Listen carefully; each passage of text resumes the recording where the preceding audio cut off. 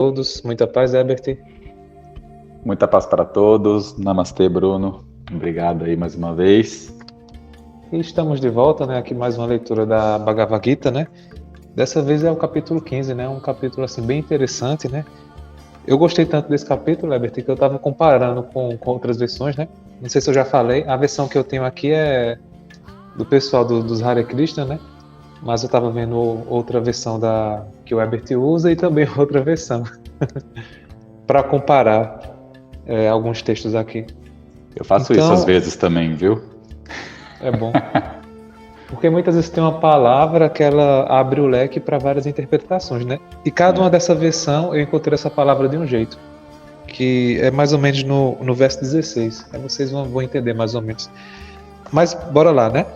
Então esse capítulo ele vai falar sobre o conhecimento do Espírito Supremo. Olha que coisa interessante, né? Então já vou direto para o verso 1, né? Onde o Krishna vai falar para o Arjuna o seguinte: afirma-se que existe uma figueira de Bengala imperecível, cujas raízes ficam para cima, os galhos para baixo e cujas folhas são os hinos védicos. Quem conhece esta árvore é o conhecedor dos Vedas. Olha que coisa interessante, né? Antes de abordar esse verso, eu vou ler o comentário do Prabhupada, Herbert, que eu achei bem interessante, né, em relação a esse verso. Então aqui, essa árvore, na verdade, ela vai falar sobre o enraizamento do espírito com esse mundo material, né? Aí ele vai dizer o seguinte: o enraizamento típico deste mundo material é aqui comparado a uma figueira de Bengala, né? É uma árvore, acredito que comum na Índia, né? Quem está ocupado em atividades fruitivas, né, do sentido, né, do gozo, né, dos prazeres, vive numa infindável figueira de Bengala. Ele vagueia de galho em galho e nunca para. A árvore deste mundo material não tem fim, e para quem está apegado a essa árvore não há possibilidade de libertação, né? Porque os prazeres, né, dos sentidos são inúmeros, né? Então a gente acaba ficando igual um macaco, né, pulando de um galho para o outro, né, sem fim, né? Os hinos védicos que servem para nos elevar são as folhas desta árvore. As suas raízes crescem para cima e vão até onde Brahma reside, o planeta mais elevado deste universo. Se pudermos compreender esta indestrutível árvore da ilusão, seremos capazes de sair dela. Olha que coisa interessante, né? Então, o Krishna vai estar justamente falando sobre essa árvore, né? Que aqui ele está utilizando um símbolo, né? É claro, né? Quem aqui já viu uma árvore com a raiz de ponta para cima, né? A gente nunca viu, né? Uma árvore assim, né, Herbert? Invertida, né? Então ele vai estar mostrando como é que a gente deve eliminar essa ilusão, né? Porque ela é tão forte, né? Que a gente não consegue perceber, né? Que existe a ilusão, né? Como tal, né?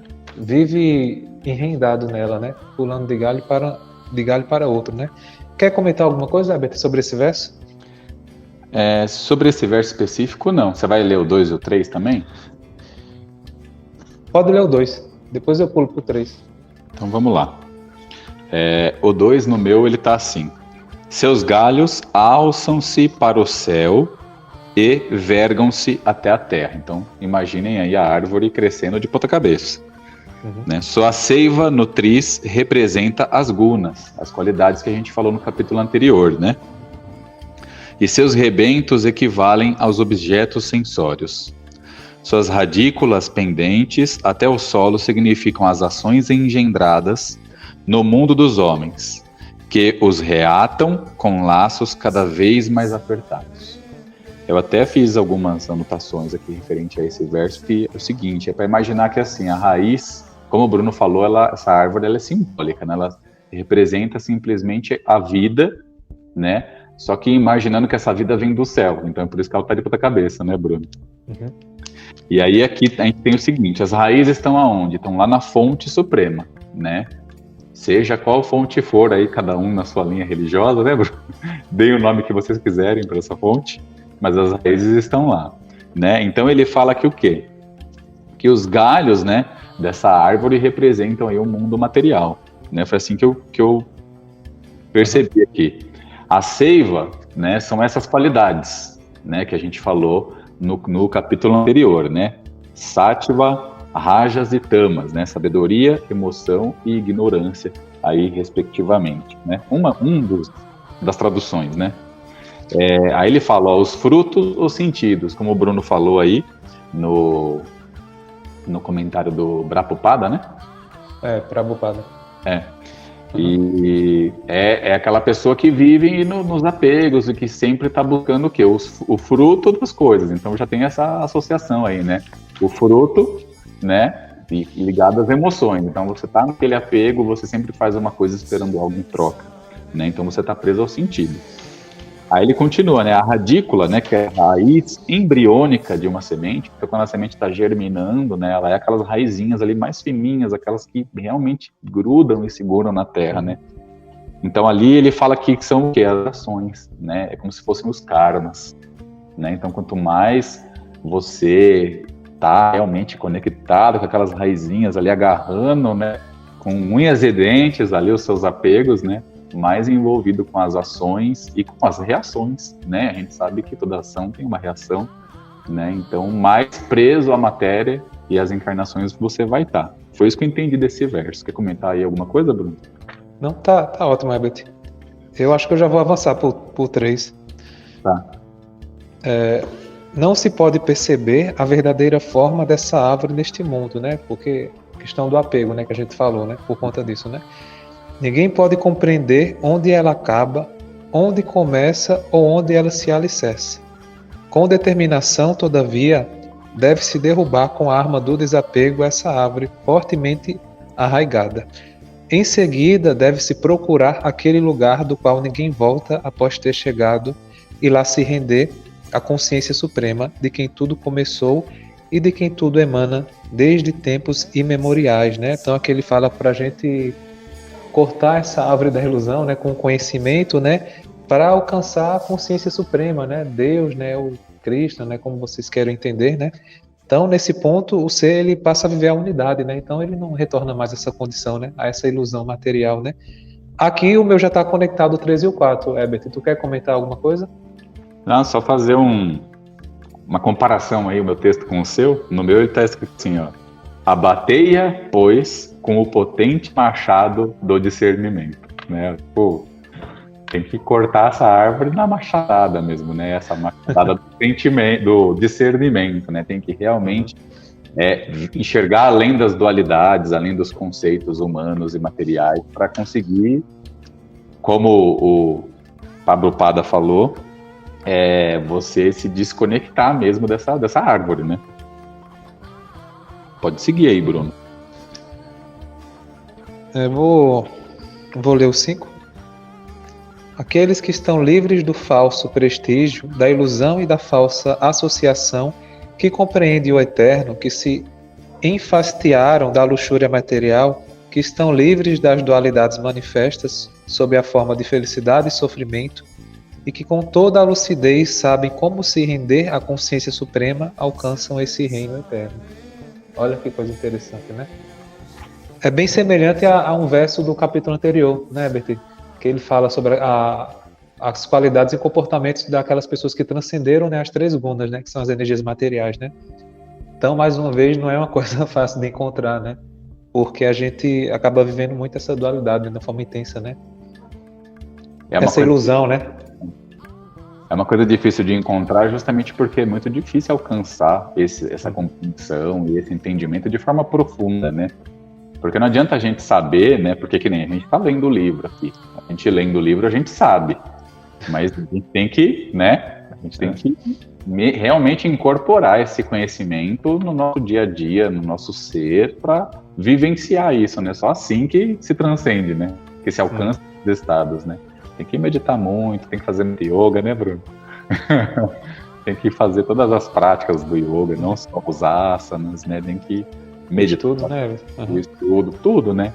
E levar isso para a vida, né? Não é aquela coisa que fica ali só na sua prática, naquele horário que você está praticando. Tem que usar isso no seu dia a dia, né? Senão nunca alcança esse estado, né? Por isso que é tão raro, né? A gente vê uma pessoa vivendo, né? Como o Bhagavad Gita e tantos outros livros descrevem, né? Essa conexão com essa unidade, porque realmente a pessoa precisa se desapegar do mundo, né? Eu entendo que o primeiro passo desse degrau, né, seria o entendimento assim do que é a ilusão, né? Que a ilusão é essa programação que a sociedade cria, né? Um modo de vida totalmente assim destrutivo, né? Onde as pessoas acreditam, né, que a realização é o quê? É trabalhar, né? Comer e procriar, né? Entendeu? Então não tem espírito, não tem, sabe, um objetivo maior, né? Entendeu? Então as pessoas acabam ficando presas a essa ilusão, né? Muitas vezes com a vida frustrada, né? E tudo mais. Então acho que o primeiro passo, né? Por mais que seja difícil, né, Herbert, aplicar tudo que está sendo exposto aqui, né? É o entendimento do que é a ilusão, né? E a partir disso, né? De pequenos degraus, né, a gente ir subindo, né? Gradativamente, né? Entendeu? Porque de certa forma a gente está encarnado aqui, né? A gente acaba sendo envolvido com essas energias, né? Então é muito difícil você viver esses estados aqui, né? Sabe? A gente pode se esforçar, né? Claro, né? E deve, né? Mas assim, seguir totalmente, né? É quase impossível, né? Não vou dizer a palavra impossível, né? Mas assim, é difícil, né? Porque a energia do mundo, ela acaba exercendo uma influência muito forte na nossa vida, né? E tudo mais, né? Precisa ter muita disciplina, né? E quer ver um exemplo de como a gente está bem mergulhado nessas coisas? São somente as pessoas mais intelectualizadas, né? Vocês podem ver que a maioria das pessoas que tem muito conhecimento, né? Esse conhecimento realmente acadêmico, né? A pessoa que é um cientista, que é um médico, que é um advogado, né? Tipo, a pessoa faz questão de, muitas delas, né? Fazem questão de serem chamadas de doutores, né? Eu sou doutor fulano de tal. Ela realmente coloca o rótulo que a sociedade deu para ela como sendo parte do seu ser, né? Tipo, ó, eu sou o doutor fulano de tal, né? Então, a pessoa vive um rótulo, né? Ela não se conhece, né? E vive o rótulo que a sociedade deu para ela. E na nossa sociedade, né, é um título, né, que tem uma importância muito grande, né? A gente sabe, né? Então, muitas pessoas, né, a gente também não pode dizer que são todas, né, acabam se utilizando isso de uma forma negativa, né, para se impor, né, diante de outras pessoas, né, muitas vezes que tem até um conhecimento menor, né, do que elas, né, mas é entender que a gente não é o rótulo, né, o rótulo é uma forma da gente viver certas experiências, né, independente do rótulo que seja, né. Inclusive aqui vai falar isso, né, nos próximos versos. Eu vou pro verso 7, Herbert. Tu quer ler o 6? Achasse alguma coisa interessante? Se não, eu vou pro 7. Não, pode ir. Ah, beleza. As entidades vivas neste mundo condicionado são minhas eternas partes fragmentárias. Por força da vida condicionada, elas empreendem árdua luta com os 6 sentidos, entre os quais se inclui a mente, né? Então aqui o Krishna deixa claro, né, que todos nós somos partes dessa consciência divina, né? Desse ser que está além da nossa compreensão, né, intelectual, né? Aí eu já vou continuar, Herbert. Tu quer falar alguma coisa sobre isso ainda? Não, pode continuar. Porque tá bem claro, né? Não tem... Tá bem direto, né? Aí que ele vai falar especificamente sobre o espírito. Assim como o ar transporta os aromas, a entidade viva no mundo material leva de um corpo a outro suas diferentes concepções de vida. Com isso, ela aceita uma espécie de corpo e, ao abandoná-lo, aceita outro, né? Que é o processo da reencarnação, né? Que também está muito claro, né? Aí eu já vou para o 9 que ele vai explicando melhor isso aqui. Uhum. A entidade viva, aceitando esse corpo, esse outro corpo grosseiro, obtém certo tipo de ouvido, olho, língua, nariz e sentido do tato, que se agrupam ao redor da mente. Ela desfruta então um conjunto específico de objetos dos sentidos, né? Que ficando bem claro que a gente não é esse corpo, né? O espírito utiliza o corpo, né, para viver as experiências, né? Mas quando o corpo envelhece, né, já é o momento de partir e depois entrar em outro corpo, né? Aí no verso, eu acho esse verso 10 bem interessante, né? Que ele vai falar o seguinte: os tolos não conseguem compreender como a entidade viva, né, o espírito, pode abandonar seu corpo, nem conseguem entender a espécie de corpo que ela usufruirá sob o encanto dos modos qualitativos da natureza. Mas aquele cujos olhos estão treinados em conhecimento pode ver tudo isso, né? Então as pessoas que despertaram a consciência, né, elas entendem de uma forma natural esse processo, né? Então não tem nenhum mistério, né? Passa a ser um processo simples, né? Quer falar, Herbert? Não, só fazer um comentáriozinho. mostrando, né, como muitos outros textos, né, tanto a gente tem o Mahamudra, fala bastante isso também, né, Bruno, essa coisa da consciência tá ser algo à parte, né, dos sentidos, né, das emoções e do pensamento, né. A gente tem aquela frase famosa, né, do filósofo, né, só existo, né.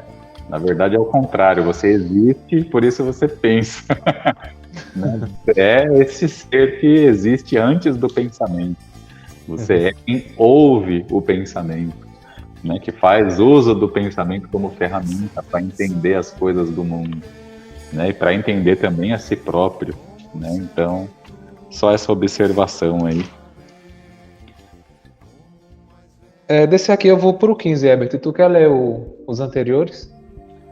Não, acho que não, viu, Bruno? Tá bem claro, né? Eu só fiz uma anotação aqui que do 12 em diante, ó, ele continua com esses esclarecimentos, né, desse conhecimento supremo, né? Que é entender que tudo é uma coisa só, que o espírito usa o corpo como instrumento, né, para experimentar as coisas. Pode seguir aí, pode seguir. No 15 ele vai falar justamente isso que a Bíblia está falando, né? Mas eu vou ler para vocês. Estou situado nos corações de todos, e é de mim que vem a lembrança, o conhecimento e o esquecimento. Através de todos os Vedas, é a mim que se deve conhecer. Olha, que a gente deve buscar conhecer, né? Na verdade, sou o compilador do Vedanta, e sou aquele que conhece os Vedas, que são os textos sagrados, né, do hinduísmo, né? Que vão falar sobre, acho que basicamente tudo, né? Chakras, medicina, né? Espiritualidade, né? Ritualísticas, né? Por isso que eles são tão importantes, né? Nessa tradição, né? E o 16, né? Para mim é um dos versos mais interessantes, né? O 16 em diante, né? Então aqui ele vai falar o seguinte, né? E foi justamente esse verso que eu comparei com os outros, Herbert, porque assim, estava gostando muito da palavra. Aí ele vai falar o seguinte: há duas classes de seres, os falíveis e os infalíveis. No mundo material, toda entidade viva é falível, e no mundo espiritual, toda entidade viva se chama infalível. Então aqui ele está falando, né, que tem os seres falíveis, né, que seriam nós, né, que estamos sujeitos ao erro, né, e os seres infalíveis, né, que aqui eu entendi que seriam os espíritos superiores, né, que já não cometem erro como a gente, né, mas não quer dizer que todos os seres espirituais sejam infalíveis, né, entendeu? Porque tem muitos espíritos que são pior do que a gente, né, Herbert? Sim. Que estão mais perdidos do que tudo, né? Então, aqui ele está se referindo a seres que alcançaram a consciência superior, né? Que já não erram como a gente, né? Ainda estão no estado de unidade, né? De comunhão, né? E tudo mais. Eu vou pro 17, ou tu quer comentar esse, Herbert? Eu dei minha versão, o que você acha? Para mostrar como fica diferente, né? Ó, 16. Há dois aspectos neste mundo: a unidade e a pluralidade. A alma superior e as almas inferiores. O indivisível e o divisível. O indivisível é superior a todas as formas da natureza, né? Porque todas as formas da natureza são divisões do indivisível, né? Então é assim que está aqui no meu. Bem diferente, né? Faz a gente até pensar diferente, né? É engraçado isso. As interpretações, né? Uma palavra que muda já. Uhum. Aí eu vou para o 17, né? Além desses dois, há também a maior, aqui no meu tá, personalidade viva, a alma suprema, o próprio Senhor imperecível que entrou nos três mundos e os mantém, né? Então, além desses dois, né, há uma consciência superior, né, que está além de tudo isso, né, o que mantém, né, o que gera tudo que existe, né, e que a gente está conectado com ela, né, mas a gente está no estado mais fragmentado, né, não consegue sentir essa unidade, né, como aqueles que já estão num grau de união maior, né, mas além de tudo isso há essa consciência, né, porque tudo vem dessa consciência, né, como se ela fosse a geradora de tudo que existe, né, mas ao mesmo tempo nós também somos parte dela, né. Eu entendi mais ou menos isso. E tu, Herbert? Eu posso dar um exemplo aqui para ficar mais fácil de entenderem? Com certeza. A gente estava falando até bastante sobre isso no grupo que a gente tem, né, uns dias atrás. E imaginem assim que essa força suprema, Imaginem que ela é uma única corda de um instrumento musical, né? Então, enquanto ela está lá parada, né, não sai som algum, não existe música, né, não existe nada.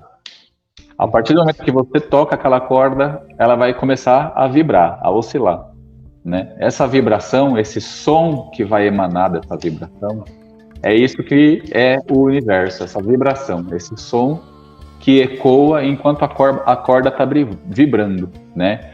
Então ela vai se manifestar de muitas formas, né? Em diferentes notas, né? Em diferentes tons. E aí cada tom e cada nota vai ser uma coisa do universo, né? Vai ser uma manifestação dessa corda, né? Mas a partir do momento que a corda para, né? Que a vibração vai diminuindo e ela vai parando, quando ela para, tudo volta a essa unidade que é a corda parada, né? Ficou bom o exemplo, Bruno? Ficou.